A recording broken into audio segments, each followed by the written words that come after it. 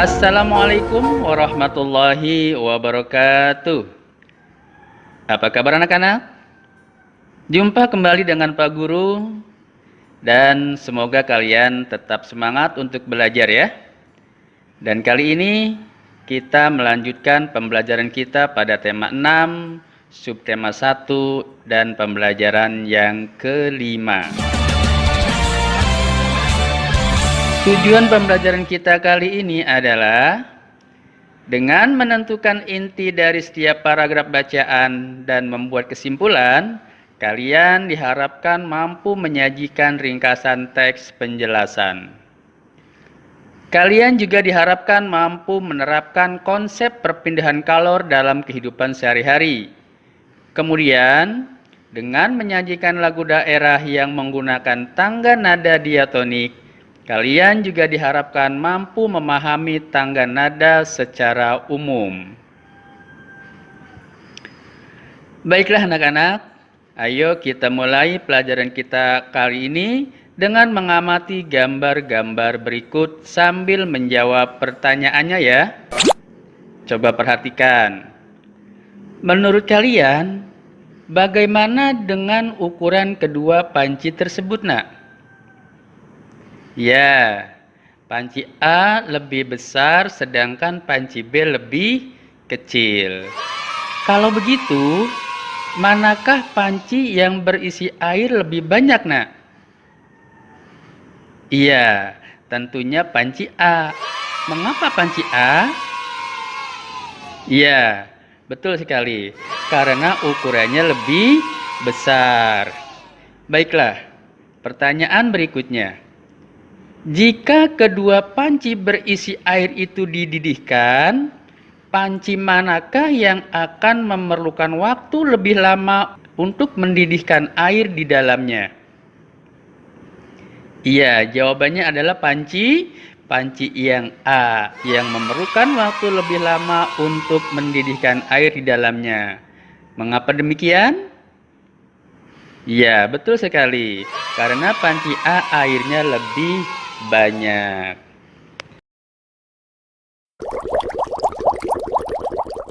Baiklah, ayo kita lanjutkan pembahasan kita dengan membandingkan dua kegiatan berikut ini, nak.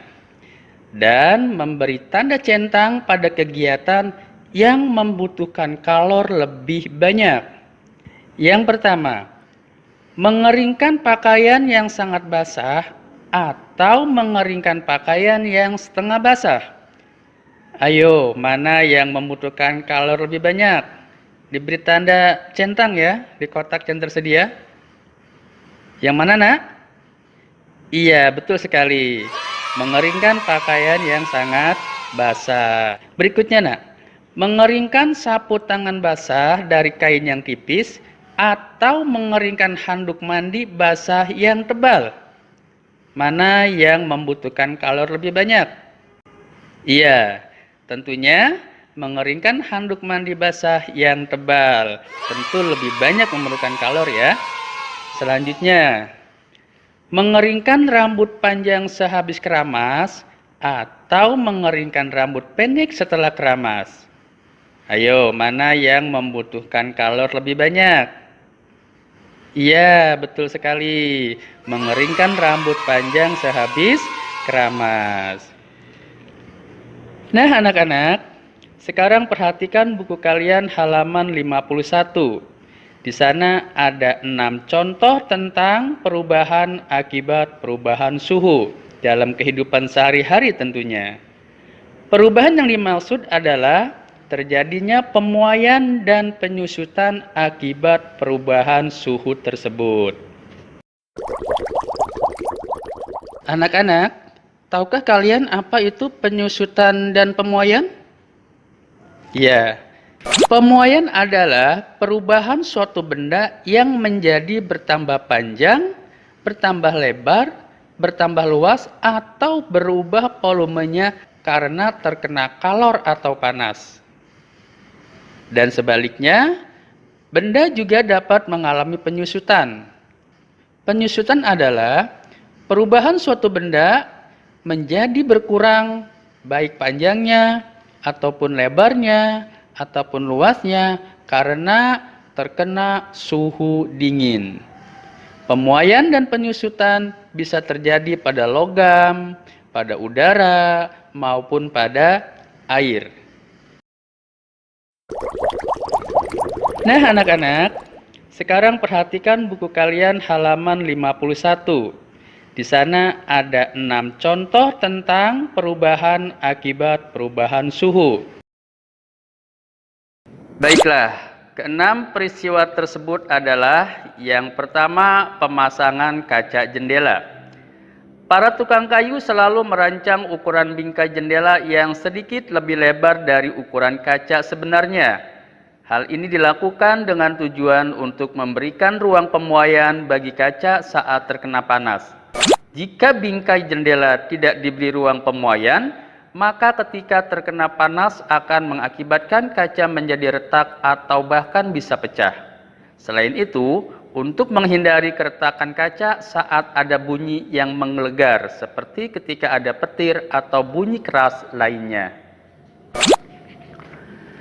Peristiwa yang kedua adalah pengisian ban kendaraan. Tahukah kalian bahwa pengisian ban kendaraan tidak boleh terlalu penuh? Karena selain menimbulkan ketidaknyamanan pengguna kendaraan, ban yang diisi terlalu penuh juga dapat meletus saat udara di dalam ban memuai karena panas.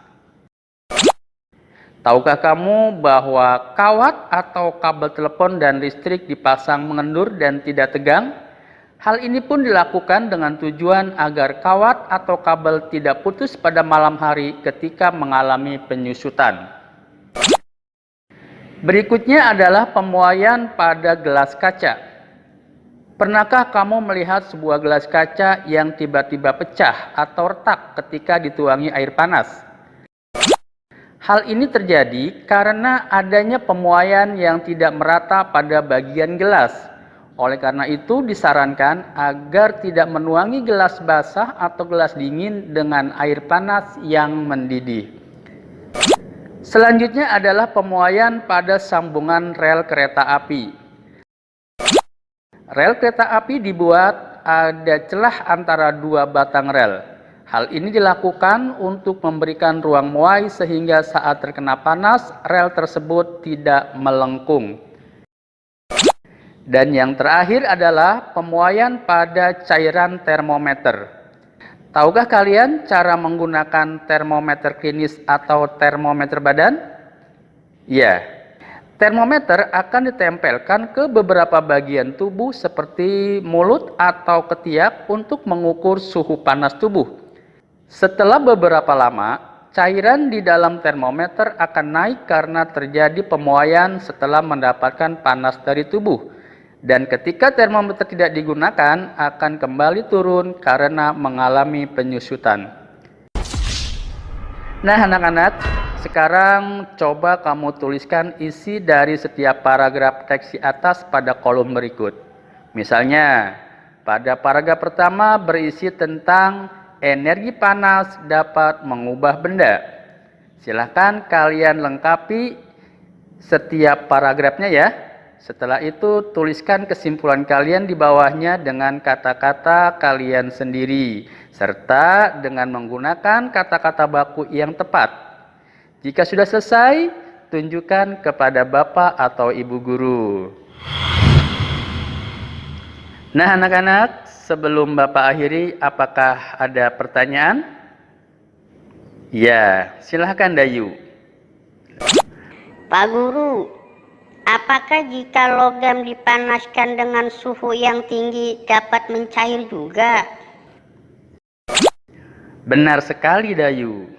Logam juga dapat mencair jika dipanaskan dengan suhu yang tinggi. Contohnya adalah pada pembuatan alat musik gamelan. Alat musik gamelan dibuat dari campuran tembaga dan timah. Campuran logam itu harus dipanaskan dengan suhu tinggi agar mencair dan mudah dibentuk. Proses inilah yang disebut dengan peleburan. Gamelan adalah salah satu alat musik yang digunakan untuk mengiringi lagu-lagu pada tangga nada pentatonis. Apakah tangga nada pentatonis itu, Nak? Ada yang tahu? Ya, tangga nada pentatonis adalah tangga nada yang memiliki 5 nada berbeda. Baiklah anak-anak, kita cukupkan pertemuan kita pada hari ini. Terima kasih bagi yang sudah menyaksikan video ini dari awal hingga akhir. Kita tutup dengan menyanyikan lagu yang berjudul Cing Cangkeling, lagu daerah Jawa Barat yang isinya menggambarkan hati manusia yang tidak selalu tenang, tetapi ada kalanya goyah. Dan lagu ini menggunakan tangga nada slendro. Wassalamualaikum warahmatullahi wabarakatuh.